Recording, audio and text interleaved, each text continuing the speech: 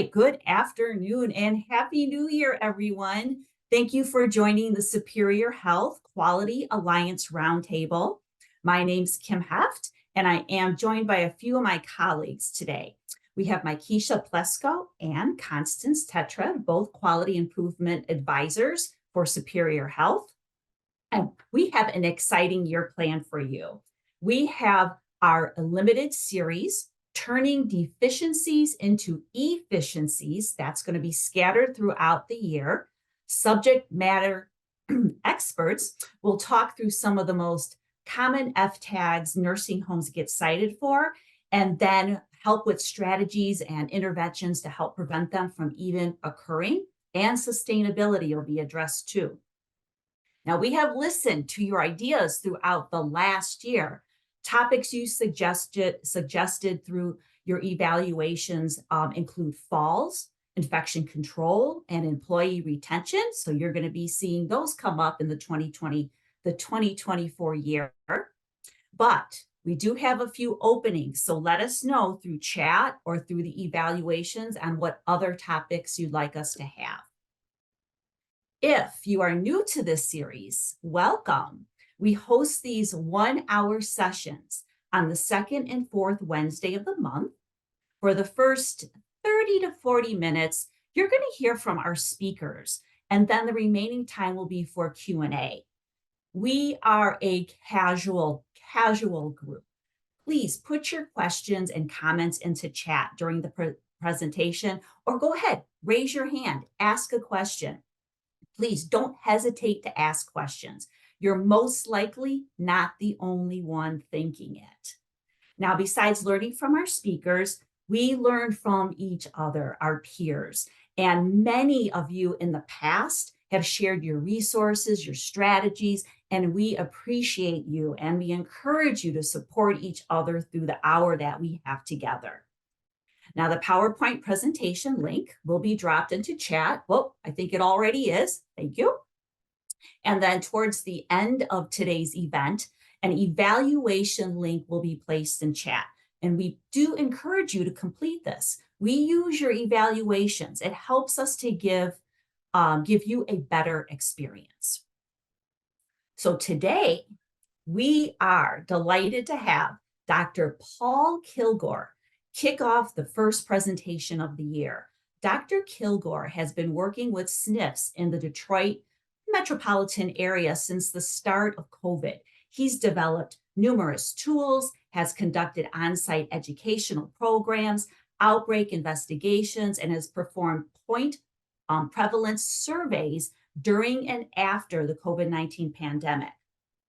Paul has also worked with professional societies and public health agencies at the state and local levels to implement tools for education for frontline staff, frontline healthcare workers, frontline healthcare providers with the goal of improving both worker and resident safety. Okay, phew, that was a whole bunch to get started with. So anyways, yes, let's get to the good stuff. Dr. Kilgore, the floor is yours. Thank you very much, Kim. And thumbs up. You can hear me okay, I hope. Fantastic. Thumbs up. Thank you. Wonderful. It's great to be here. I'm very excited to speak with you all today. And I'm really going to be very interested in your feedback and your ideas. So feel free to interrupt anytime. I'd like to keep this informal, as Kim said, so we can actually have a conversation about some of the content that you're going to hear about today. So without further ado, really we want to focus in today on what we can do to keep residents safe during the respiratory disease season. And really, we are right in the middle of it right now. So I can't think of a better time to really be talking about this topic. So today, here's kind of an outline of what we'd like to address. And certainly, if there's other things you want to talk about at the end, I think we're going to have time at the end for some Q&A. And please write down your questions or perhaps put them in the chat, and then we can go through those at the end of our talk today. So again, I'm really pleased you're here and great to meet you all. So one more thing I want to point out is Dr. Trini Matthew is here with us, and she's a colleague of mine working on our team with the skilled nursing facilities in Detroit and also with the state of Michigan and the Sharps team there. So fantastic group that we have to work with. There's lots of tools that we have when we talk about respiratory diseases. And you can see in this outline that we're going to talk about some of these today, some of which I'm sure you already know, but I just wanted to highlight a couple things as a reminder of opportunities for interventions that we can all think about. So we're going to run through some of the understanding we have of respiratory diseases, some of the risk factors. We're going to look at the prevention strategies. We're going to talk about some best practices that we all probably have heard about before, but just walk through some reminders. And we're going to talk about how we can look at the complications and also promote awareness and education among our residents, but also our coworkers and staff to help maximize both control of the spread of respiratory tract infections and prevention of them as well. So a few early take-home messages I always want to communicate. One is that certainly we want to make sure we focus on early and ongoing prevention. That really makes us think about vaccination. And I know vaccination has gotten a lot of attention over the past several years. In some ways, the attention has waned over the past few months. And I think I wanted to bring back some of the attention around that just to kind of remind us what we have in our armamentarium. Also, we'll touch on the antivirals that are available. So you have that in your quiver as well. I'd like to talk about this understanding the burden of disease. If we can convince people, meaning our staff and our colleagues and our residents, that respiratory diseases are a significant threat to us in skilled nursing facilities, then I think that's a good starting point to talk about not only prevention, but also control measures if needed. This comprehensive approach that we all know is really something that entails combining the pharmacologic tools that we have, but also the non-pharmacologic interventions. And we're going to talk about those strategies as well today. The education and training of our staff is something that I know Kim and Superior Health are really working hard on, Dr. Matthew and myself as well. So if anyone in the audience needs us to come out or would like us to come out and give some specific educational interventions, we'd love to work with Superior Health on that and work with you all to tackle some of the tough questions that you're running into on a day-to-day basis.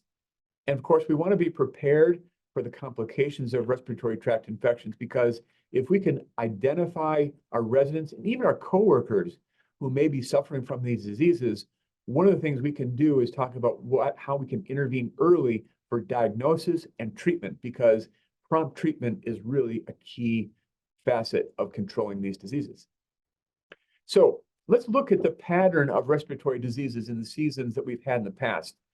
Typically, as we know, in the cooler months, we tend to have lower humidity.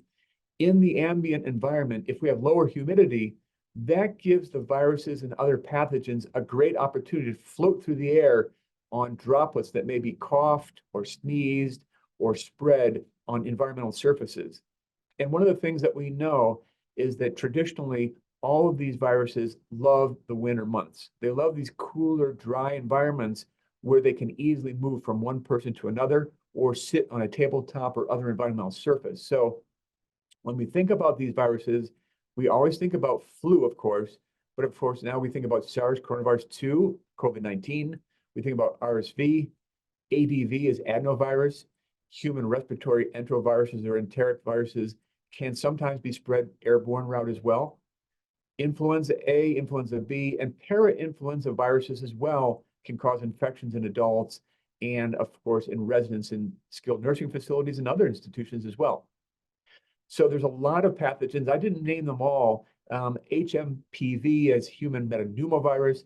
This is another pathogen that is a significant cause of respiratory illness, but loves the cooler months. And when we talk about these cooler months, we know that we're going to run into them each and every year. There's a little bit of variation that we'll talk about right now, but that year-to-year variation is not terribly dramatic. Interestingly, in recent years, we have seen a change in the pattern of RSV transmission, but one of the things that we can pretty reliably predict now is that we're going to see a peak of influenza. We're now going to see likely forevermore a peak in COVID-19. I think we can safely say we're going to see a peak in the other viruses as well. And I would say that one thing we need to keep in the back of our minds is that while we have the respiratory viruses, we also have respiratory bacteria. So when I think about that, I think of things like pneumonia. So I think about bronchial pneumonia, specifically Streptococcus pneumoniae, a Haemophilus influenzae type B, and also I would throw in that mix pertussis. So all these things we need to think about. We'll talk more about those, of course, going forward. Now, one of the most important things among our residents and our staff as well, to be very honest, is that we have many folks in our communities with comorbid underlying medical conditions.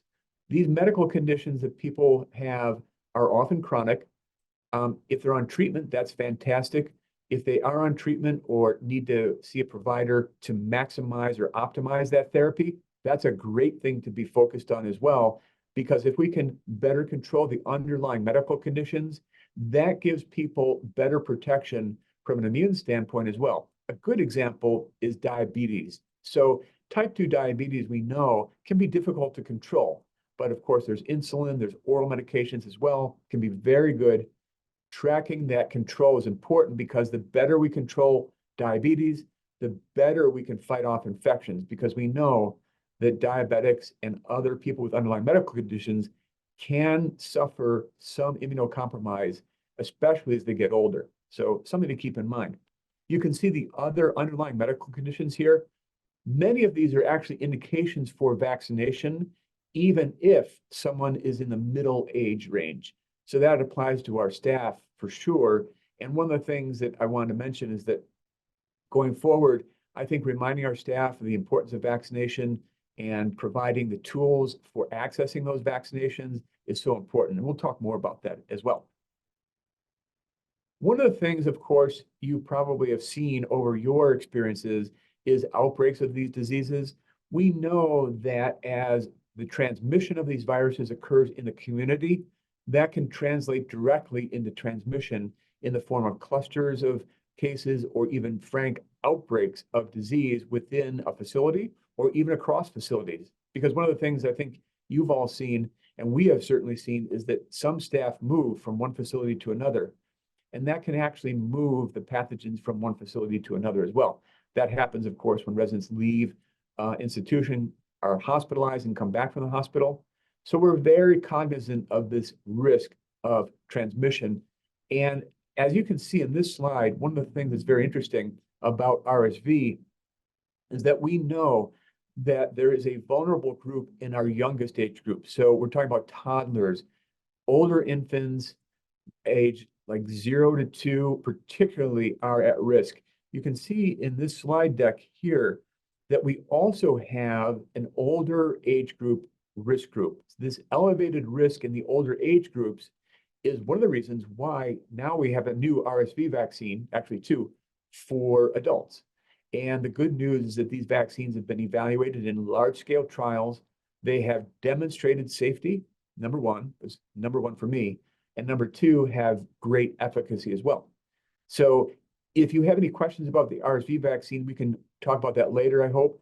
And also we can come visit you or provide you with written materials or flyers around that to help educate staff who may be in that age group, 60 and older, who will be eligible for this vaccine.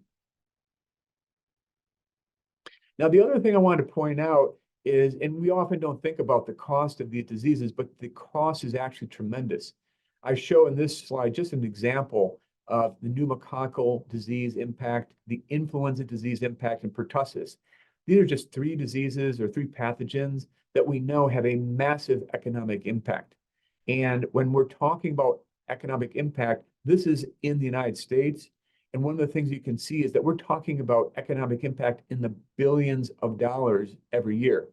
And the reason for that is that we're seeing people have to be hospitalized, but even if they're not hospitalized, they have to go to a clinic, they have to get treatment, and worst case scenario, God forbid, they end up in the ICU. And so if we can prevent those admissions, those hospitalizations, both among our staff and our residents, we'd be doing everyone a great service and reducing the impact on a community level as well. Now, One of the things I know, and I know many of you know as well, or if not everyone, is that we have massive staffing challenges in skilled nursing facilities.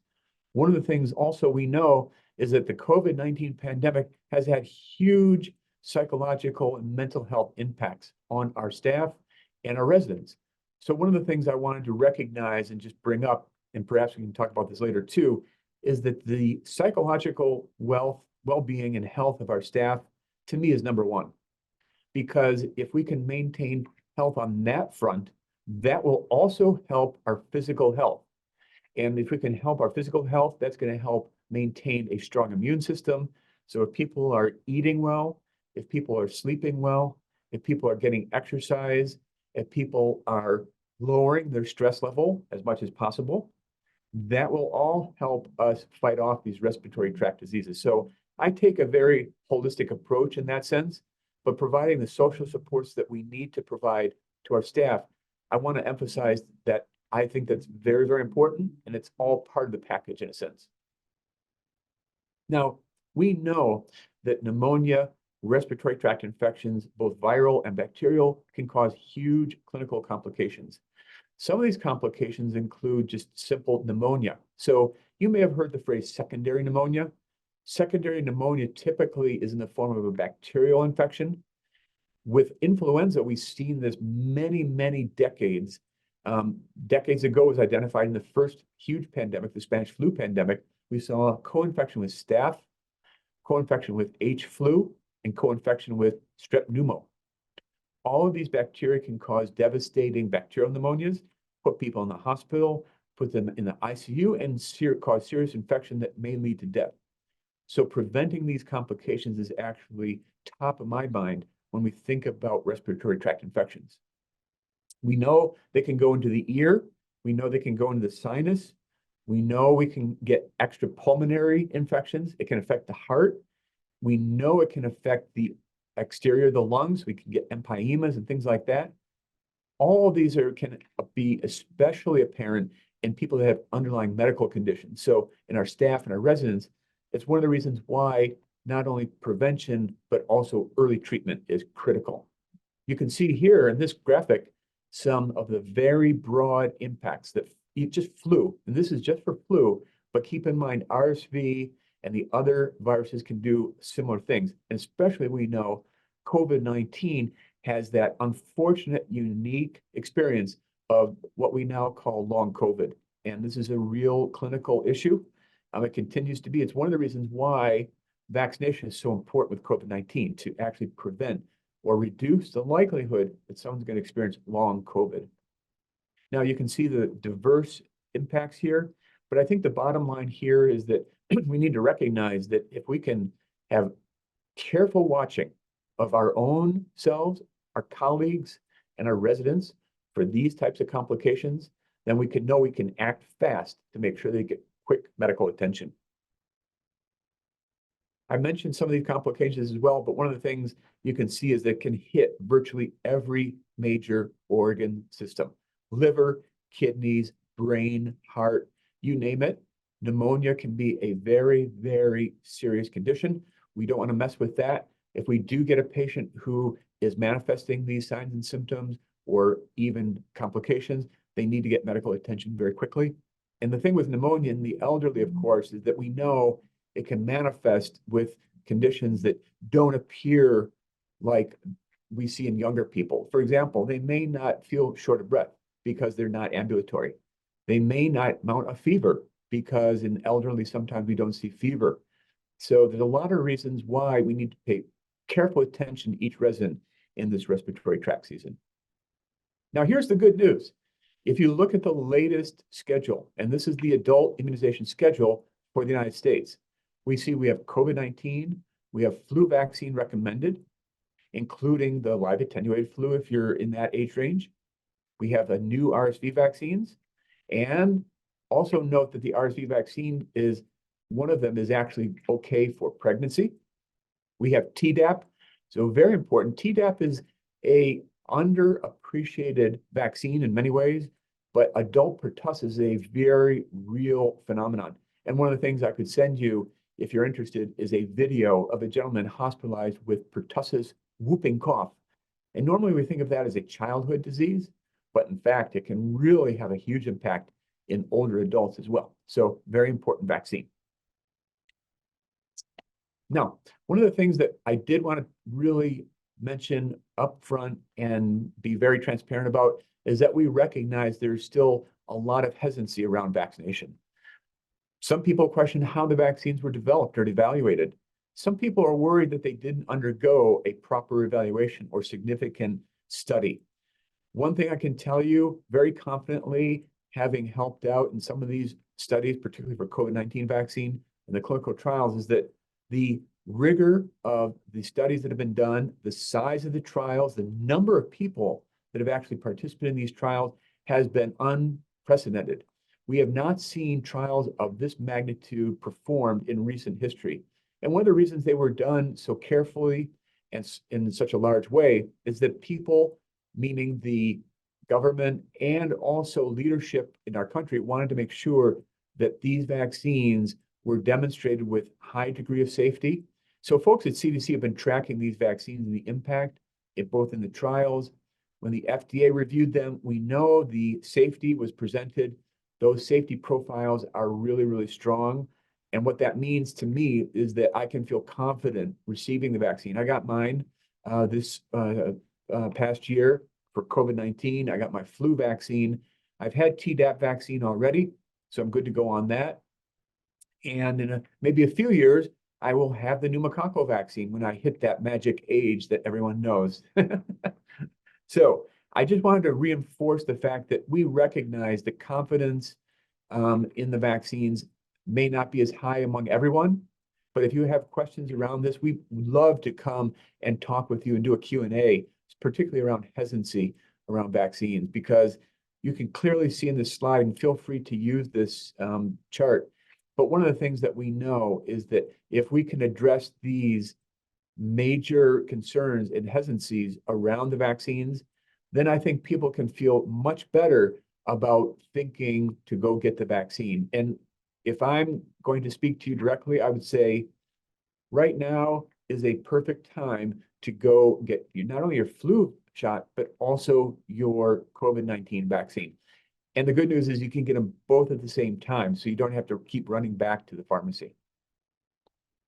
Now, if someone does get sick, and here I'm talking about influenza and other viral pathogens, we know, and you can see here in this chart, that we have several tools available. These are antiviral drugs.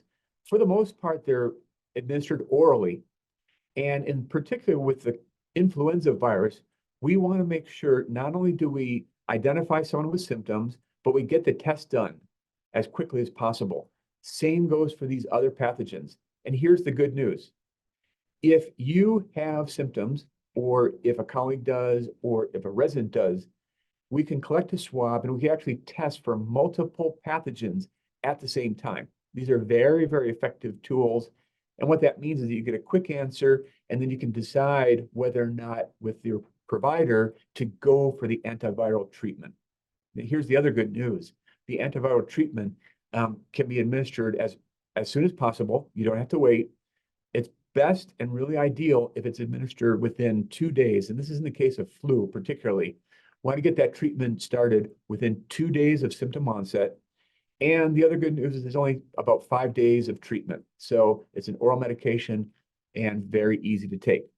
The other pathogens that you see here, we do have some antivirals available. We're working on new antivirals for RSV and these other viruses. But I just want to point out that these tools are available, and you should know about them, because if you or a colleague gets sick, you should ask your healthcare provider for the flu test and the other pathogens to be tested. Now, we know that there's going to be implementation challenges in some of these tools. Just making the vaccines available to staff can be challenging, let alone making them available to the residents as well. But there are some things that I could speak to with you and help you get access to, and I know Superior Health can, and Dr. Matthew as well, one of which is reaching out to your local health department or clinic or nearby hospital. Many times there are people at these institutions who are focused and willing to come out, provide you with a clinic, a dedicated team to come out and do vaccination on a given day. You can schedule that ahead of time. And if they come out, they can administer the vaccines to staff and to residents. And that means that you don't have to make a separate trip, and it can be very convenient that way. Those strategies are important because in many facilities, you don't have room to store the vaccines, and there's other issues around the timing. And so you can actually get more than one vaccine at the same time, and the local health department can bring those into your facility. So that's something we can talk more about. There are lots of fact sheets available that we can share as well on these tools, both the antivirals and the vaccines. These are very important because we need to make sure that people are educated, they understand what they're getting, why they're getting it, what to expect after they get the vaccine. Because the last thing we want is for people to be surprised after they get a vaccine or take a medication, because then that lowers confidence in that tool. And we really want to make sure that people are comfortable and understand and trust the information that they're getting. The hygiene practices are a critical non-pharmacologic tool. And I want to emphasize the importance of hand hygiene. Dr. Matthew, and I know Superior Health and other people routinely are talking about this. In your facilities, I know hand hygiene is always a priority. Using both soap and water and the alcohol-based hand sanitizers are critical. And that's especially true in the respiratory tract season. One of the things that we know also is that by disinfecting surfaces and disinfecting environmental areas where there could be contact with residents or staff, those are places where we want to make sure there's attention paid, because we know we can reduce exposure to some of these pathogens by making sure the environmental surfaces are cleaned on a regular and routine basis. Certainly the other thing too, Dr. Matthew, and I know Superior Health and other people have talked about in various facilities, and I know you're thinking about a lot, is PPE, the need for routine, careful use of personal protective equipment is so essential to help reduce the transmission of these respiratory infections, because we know that even something as simple as talking and communicating can lead to transmission or expiration of viruses. And one of the things that I haven't mentioned yet is that we know that in the respiratory tract season, a lot of people, in fact, I would say the majority of individuals may be asymptomatic, yet able to transmit these infections. And one of the things that's so important to recognize is that if we are masking, if we are using PPE, that helps reduce transmission, even if we're doing it unknowingly. And that can happen. Certainly coughing is a great way to transmit, sneezing, but even routine contact can sometimes lead to transmission. And that's how a lot of people have ended up getting COVID-19, among other viruses that are spreading in the respiratory season. I really think that doing routine training on the PPE, donning and doffing, and Dr. Matthew has done this a lot, and other people in Spirit Health. We talk about this a lot, but reminding our staff of the proper use of PPE, I think, is really critical, and having those supplies on hand for them, obviously, is something that we all strive for. Here's a great graphic I put up, and this is one from CDC. We have a handout if you'd like on this. I can even make it with bigger font so it's easier to read, or if you want to post it in your facility, we can provide that to you as well. This is a great walkthrough of the glove usage, goggles or face shield usage, gown, mask, or respirator usage. And we know from our COVID-19 experience that this can be very powerful combination, even if we're in a facility where the vaccination rates are low among staff or residents. These tools, these interventions can be critical, along with hand hygiene, to reduce respiratory infection transmission. I mentioned the environmental controls and distancing. Certainly, we know social distancing can be an issue. So personally, when I'm going out in the community, if I'm going to an event where I know there's going to be a lot of people, I do wear a mask. And one of the reasons I do that is that, like I pointed out, many times people in the community may be asymptomatic, yet able to spread or transmit a pathogen. And it's not because they're doing it on purpose or are intentional. We just are asymptomatic. And if we're feeling fine, we're not going to know that we're able to transmit. So you just never know in major events. So if I'm at a major game or something like that, I would wear a mask in many cases. Now, the other thing I want to mention is that we like to do staff training, resident education routinely. There are lots of different tools we can use. Webinars, in-person seminars are great, short learning sessions, brown bags. We also have printed materials that we love to share. So if you would like any of these, or if you'd like us to come out with Superior Health or other folks, we'd love to work with you on that because it's so important and it's a lot of fun. And the best way I like to do it is leaving lots of time for Q&A. So I'm going to look at my watch and make sure I'm going to do that soon. We have, in the past several years, been working with local health departments a lot.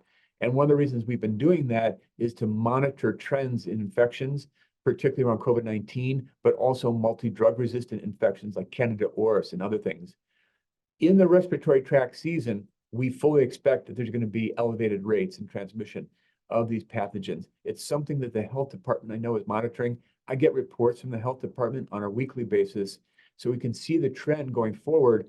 And I would expect that we're going to see growth in respiratory tract infections going well into January and February. So even though some of the season has passed, it's still not completed. So we still need to maintain our vigilance. And that's one of the reasons why surveillance is so important. The good news is that we have rapid tests available. Some of these can be at a clinic, it could be at a pharmacy. CVS and other pharmacies now offer these rapid tests. So that's great opportunity. If you need access to rapid tests or you want to know more information about these, please let me know or let Kim or others know, and we can provide you with information on that. And then finally, I wanted to mention that implementing best practices, strategy and development around this is so important. We love to talk with you about routine practices for infection control prevention that not only impact the transmission of respiratory tract infections, but can impact the transmission of other infectious diseases as well. I mentioned MDR, multi-drug resistant pathogens and bacteria. That's a big target for us to reduce transmission in. Also, Candida auris is another big target that we want to focus in on going forward. But we know for a fact that the burden of disease in skilled nursing facilities at this time of the year really centers around respiratory tract infections, as we're talking about today. Compliance or enforcement of these infection control measures is always a delicate issue, we know. And one of the things that we can work with you on is helping to reinforce these measures in a way that staff can understand, but also appreciate and not feel threatened around. Because one of the things that we like to do is talk with staff, get their feedback, find out some of the barriers that they're encountering. And you can do the same thing, of course, and I'm sure you do in your facilities to understand what best practices they have observed, what works best for them, and what things may be not working so well. But developing that culture of leadership and safety and compliance around the measures that we know work, that's where you all come in, and your leadership is so important in that regard. Finally, when we talk about these practices, we also like to think about evaluation improvement. So that's superior health sweet spot, I believe. And Kim and others can speak to that because quality improvement around infection control is, I think, one of the #1 tasks we have for you all and skilled nursing facilities. There's always new things to learn. There's always new tools and new innovations around this. And learning from our successes and failures is very, very key. And we can all share best practices. And maybe this environment is a great way to do that here. But we also would love to come talk with you more along with Superior Health, I'm sure. So let me conclude by saying that, respiratory tract infections can happen literally anywhere to anyone at any time. No one can escape these. Our thoughtful planning and preparation will help protect yourself, your coworkers, and residents alike. And you have really a ton of resources that we can bring to you and you can take advantage of wherever you are. And whenever you need that help, just reach out. We are here for you. And that's literally something we love to do. So you don't have to be fighting the fight alone. And of course, keep alert for changing circumstances. If you see something new in your environment, or you want to find yourself in a situation that's very challenging, there are ways to adapt, and we can help you with getting access to new resources and tools to fight that infection or that cluster or that outbreak. You don't have to do it alone. We're really in it together. So that's the key message I wanted to convey today. And just some final thoughts. You know, we love to talk about teamwork and keeping residents safe. I think that proactive approach and the teamwork aspect of caring for our residents and our coworkers is a great thing. And it's really one of the strengths I know I've seen firsthand. I know Dr. Matthew has seen as well, along with the Spirit Health staff in the skilled nursing facilities. The dedication is really unparalleled.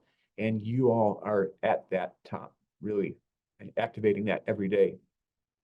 So there's lots to learn, and let's stay abreast of what's going on in the respiratory tract season and disease season here, because we know that by working together with you, we'll be able to really help minimize the impact of these infections and protect our coworkers, protect you, and protect the residents as well. So I believe that's my last thought, and just a few key take-home messages. Early prevention, recognizing the burden, and really I like to mention this holistic approach. So it's non-pharmacologic, it's vaccines, it's antivirals, it's early diagnosis, early recognition, PPE, a coordinated approach, teamwork, all this working together is key. And that's where, of course, resident staff training comes in. We really like to focus on that, because if we're all working together and we understand what the latest interventions are, we can protect ourselves, number one, and the staff and residents as well. And we're always looking ways to improve, and I know you are too. So I look forward to working with you all more and being here again. But in the meantime, I believe now I can turn it over to Kim again and Constance and the team, and welcome any questions that you may have for this topic. So thank you. Thank you. Thank you, Dr. Kilgore, for that great presentation. Yes, please, anyone that has any questions, please unmute yourself, raise your hand, put your questions in chat that you have for Dr. Kilgore. Again, him and Trini Matthews, another physician that he works with, has gone into multiple Detroit-based nursing homes and has helped them with issues and concerns and different infection control vaccination issues that that have, you know, that each one's a little unique, I'm sure, and the interventions and strategies that you use to help these nursing homes. While we're waiting, let me look here to see if there's anything in chat right now. While we're waiting, I was wondering just myself, the team here, our immunization team, is working on increasing COVID-19 vaccination rates. And if you haven't looked in chat yet, you're going to see Superior Health does offer free vaccination clinics for residents and staff in Michigan and Wisconsin, and we're this close for Minnesota. So, so with that being said, free clinics is one thing, but Dr. Kilgore and even Dr. Matthew, if you want to chime in, when you're in nursing homes and you see this hesitancy and this mistrust or what have you, how do you go about handling that, and how do you what information or strategies do you give leadership in handling that kind of negativity? You know, that's a great question, Kim. And, you know, several experiences I had really kind of led me to realize that, you know, at first I would go into a skilled nursing facility and do a PowerPoint presentation, give a slide deck in a talk. But one of the things that I realized over time is, better yet, I had a very informal sit down. So I would just have a roundtable discussion in person with the staff. And the whole purpose of that was for me to listen to their concerns. And one by one, after some time, each of the staff was able to voice what their concern was. And one of the things that I found is that you can go through a generic list of reasons why people are not getting vaccinated. But if you don't answer the one concern that people have about the vaccine, then they may think about the vaccine, but they're still not going to go out and get the vaccine. They're not going to be vaccinated. I'll give you a good example. There was some staff that I spoke to a few years ago and recently too, where they said, I don't want to get the vaccine because I don't want to get COVID and I don't want to get flu by taking the vaccine. So one of the things I can, and I can't say this very often, but I can say 100% is true that it is impossible, literally impossible, to get influenza from the inactivated flu vaccine. And it's impossible to get COVID-19 from the mRNA vaccine and the protein-based other vaccine from Novavax. So that's actually just one example, but it's actually not that uncommon for people to voice in the community, and I've heard residents say it as well. So it's just an example, Kim. So it sounds like a lot of one-on-one, getting down to what that person's root cause is on what they're what they're on the fence about. Yeah. And one thing that's interesting about that whole process, Kim, is that one of the things I found is that you just have to listen to people. Very often people will not want to speak up, but give them time to speak up, give them time to talk and voice their concerns.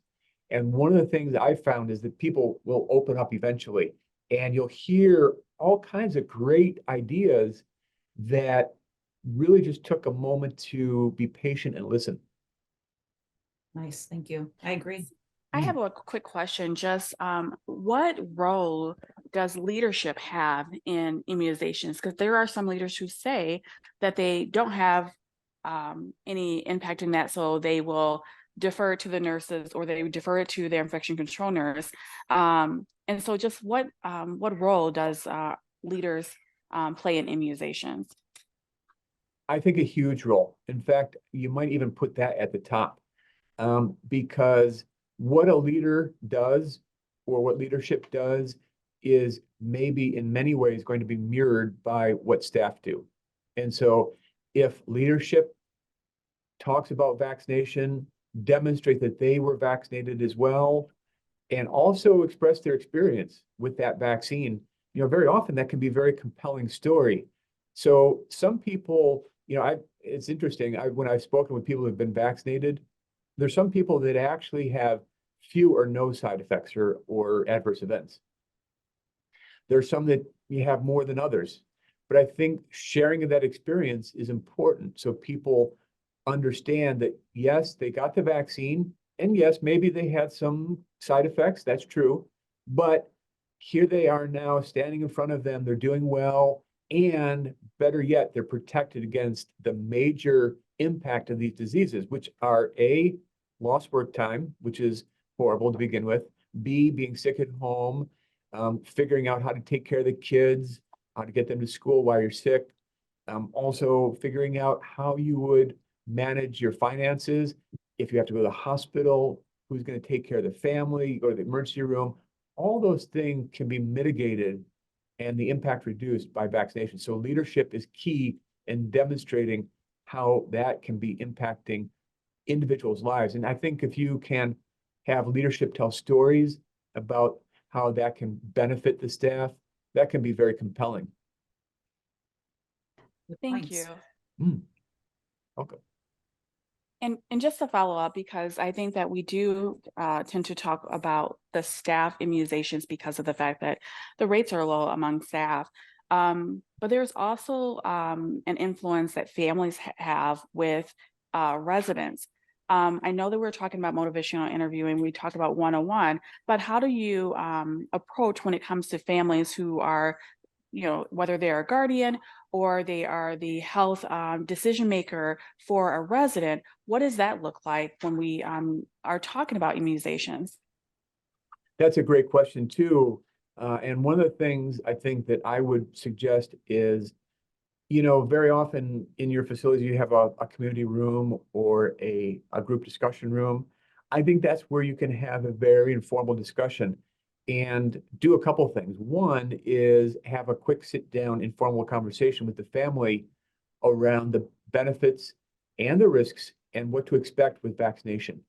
Why do we even talk about vaccination? What will be the benefit to their family member in the skilled nursing facility? How can that protect them? And I think, one of the things that family members may not appreciate, and it's something that I think is worth talking to them about, is that while they may be in their own room and they may be even in a private room, even though they are there in their room, and maybe they don't even venture out of the room very much, but to the extent that they have staff coming in, and to the extent that they are in a group facility where transmission will occur, these viruses, like I mentioned, they can travel very long distances. And even though a family member may look like they are sequestered in their own room, the chance of them being exposed to a pathogen in the course of a normal respiratory infection season is very high. So I think people may underestimate the risk. And so when they do that, they may not value the prevention measures as much. So I think bringing an air of reality to their situation and helping them understand the dynamics between the pathogen, the environment, and prevention, that big picture, I think, would be very valuable for them. And it'd be a process. It's a step-by-step process, because certainly in that first conversation, they may say, well, I'm really against vaccination. But with time, as education comes through to them, they may begin to change their mind. And it can be a very slow process. I've seen that many times. But in many ways, that slow process is good because it gives people a chance to learn, to understand, to absorb that knowledge, and then to make an informed decision. So that can be very powerful. Thank you for that, and I appreciate you bringing that about the bringing up the slow process, because sometimes as people with the goal to have immunizations within our staff population and with our residents, we have an end goal in mind and not thinking about that things take time. And so being able to be consistent in that. So thank you for bringing that up. Yes, I think you remind me, Keisha, that patience is the key. Patience with our colleagues, but patience with the residents and the families as well. That's really number one. And continuous education. I think even my own colleagues, I think sometimes underappreciate the value of what we're talking about here in the prevention and the education. But at the same time, it's a gradual process too. And I wanted to point out, Kim, by the way, Elena has been posting in the chat some fantastic information. One of the things I think you could talk about maybe is the mobile clinics that Superior Health has. That is a fantastic resource. Could you speak to that? Yeah, we already talked about that a little bit here. And yes, if anyone is needing vaccination assistance, Elena has put in the immunizations team's email address, and we will get right back with you to set up clinics for you. I know we've spent a lot of time talking about vaccinations, but I just have one more question, at least on vaccinations, is I have heard through a lot of outreach I've been doing with nursing homes lately, and maybe all of you that are on the call, let me, please put in chat, yes, I hear the same thing. That is, it's hard to promote the COVID-19 vaccination because the residents aren't even getting very sick. It's just like a cold. So not nobody, but we're not having the same intake as we do because people just don't get that sick.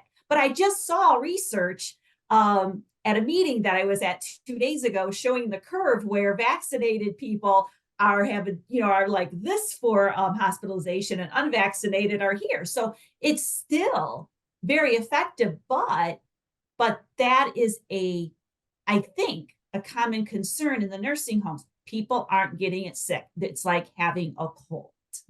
That's a really interesting point, Does Kim. anyone else? I'm glad you brought that up, because you're right. In many cases, some people just get the sniffles or a head cold or fairly mild respiratory tract symptoms, which, is fantastic.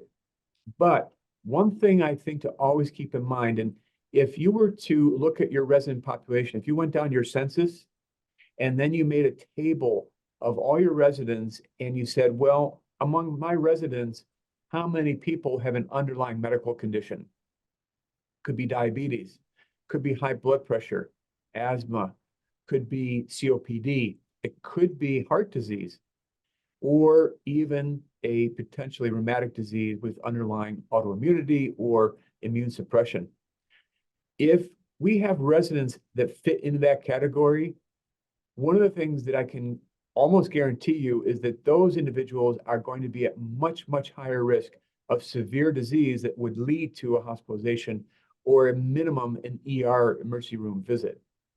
And we all know how much work that entails. It's a lot of trouble. It's a lot of worry and anxiety for staff and families. So, it's absolutely right that some people will get mild disease, but it is very, very difficult to predict who those people are. In fact, I would wager to say it's almost impossible right now. We don't have the predictive analytics yet. We don't have the ability to very confidently say person A will not get severe disease, but person B will get severe disease. We have some understanding from the case control studies or other risk factor studies. That's true. And it's one of the reasons why people with underlying medical conditions need to be particularly careful. One of the things about, and this is one last point I'll make. People with hypertension and people who are on an ACE inhibitor or an ACE receptor blocker, an ARB. I take losartan. So one of the things that we know is that these drugs will upregulate ACE2 receptors.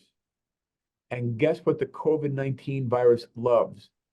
They love the ACE2 receptor. It's in your nose, it's in your lungs, it's in your respiratory tract, it's in your mouth, it's in your heart and other organs. The more receptors you have, more ACE2 receptors, the more that virus is going to attach. And one of the things the virus has been very good at is mutating to the point where it doesn't take many virus particles to actually mount a good front for the infection, and that leads to replication and spread systemically. So one of the things we can be confident of is that if you're exposed to this virus, it will cause the infection. And, after that, I'd like to say all bets are off. We just don't know who will get long COVID. We don't know who will get the complications as well. But we're working on that. We're doing more research in that regard. So hopefully in the future, we'll have better predictions. But for now, my recommendation is go for that new vaccine. That new vaccine has great coverage with these new Omicron subvariants too. And this new Omicron subvariant you've heard about, it's spreading very quickly, very rapidly.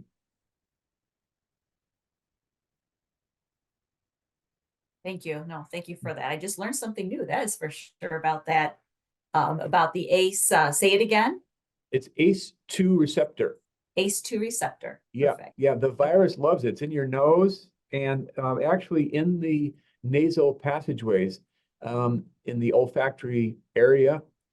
There's a very, very high density of these receptors. It's one of the reasons why masking is so important and making sure that you have a good seal on the mask as well. I know this is something Dr. Matthew talks a lot about, is having a good fit of that mask to make sure that we reduce that influx of respiratory pathogens.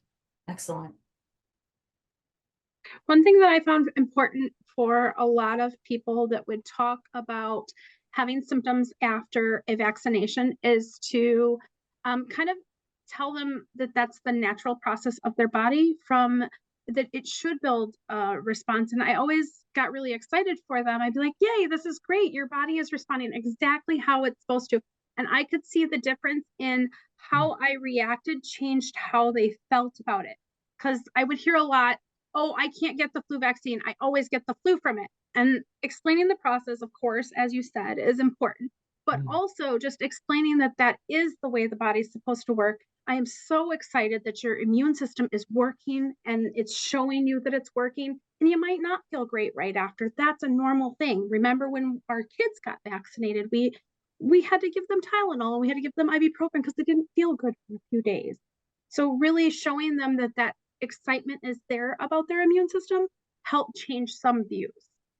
That's a great point, Constance. You know, one of the things that is very interesting about what you talked about is that with influenza, one of the things we recognized a few years ago is that the standard dose of flu vaccine was okay for younger people.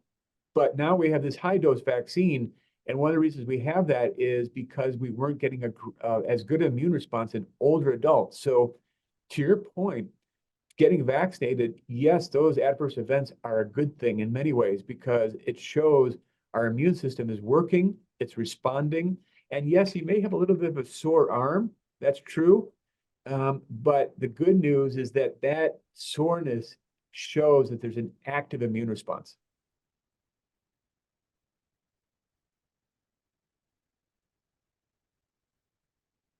Does anyone have questions on, you know, I mean, maybe some training issues you're having, how to maintain sustainability? Or maybe I'm just asking those right now, you know, how do you keep hand hygiene alive? Proper PPE placement? Any good tips in the last 4 minutes that we have together? You know, Kim, that is a really fantastic point. And here's what I'm going to do. I've been talking a lot. I want to give Dr. Matthew a chance to chime in here because she is so fantastic around this stuff. And also it's something I know is near and dear to her heart. So over to you, Thank Dr. you. Matthew. Thank you, Paul and Kim, and every one of you. It's been really a delight hearing the conversation and the questions that have come up. And I completely acknowledge that vaccines and the uptake of vaccines sometimes can be challenging. And just reflect why it can be a challenge.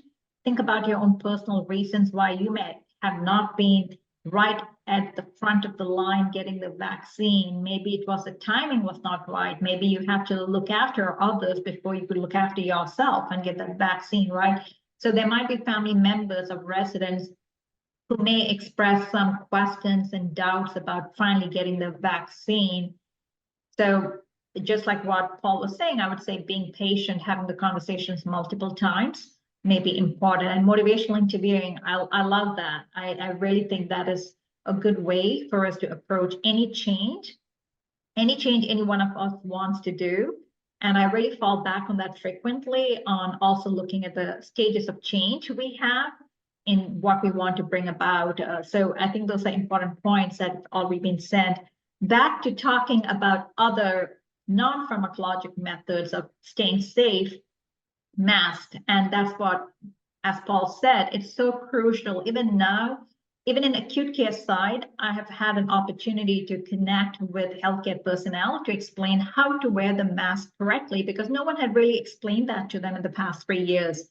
How to get the grip correctly, how to have the right side outside and the right correct side inside to protect us, and to really discard the mask as soon as it's not giving you a good the surgical mask, it's not getting you a good fit.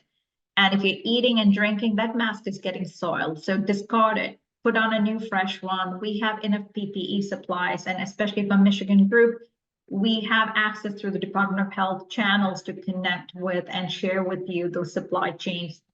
And the foremost way to protect ourselves is hand hygiene. Frequently, we forget where our hands are and how we bring it close to our face. I learned that myself in early 2020 when I started monitoring where I was bringing my fingers when I'm thinking. I may have my hand around my face and inadvertently, and I'm touching other objects and bringing it to my face. So again, hand washing and hand hygiene is so crucial to prevent not just the viruses that might be transiently on objects, but also pathogens, other microbes such as Staph aureus, such as Candida auris, a lot of other concerning pathogens we have that we might introduce to others in the nursing homes and back home in our own community. So hand washing is really crucial. So just want to put out a plug for that also. Oh, Over to it you. always is. Hand washing is the key. I will agree. Well, unfortunately, we have come to the end of our 1 hour. That was a quick 1 hour, and I really appreciate you being here, Dr. Kilgore, and thank you for joining us too, Dr. Matthew, and thank you everyone for being here. Next time we meet is January 24th, and our topic will be, we're going to be talking turning our deficiencies into efficiencies. We're starting with F550, resident rights and guardianship. So we hope to see everybody here on January 24th. Again, thank you, doctors, and have a wonderful rest of your day. Bye, everyone.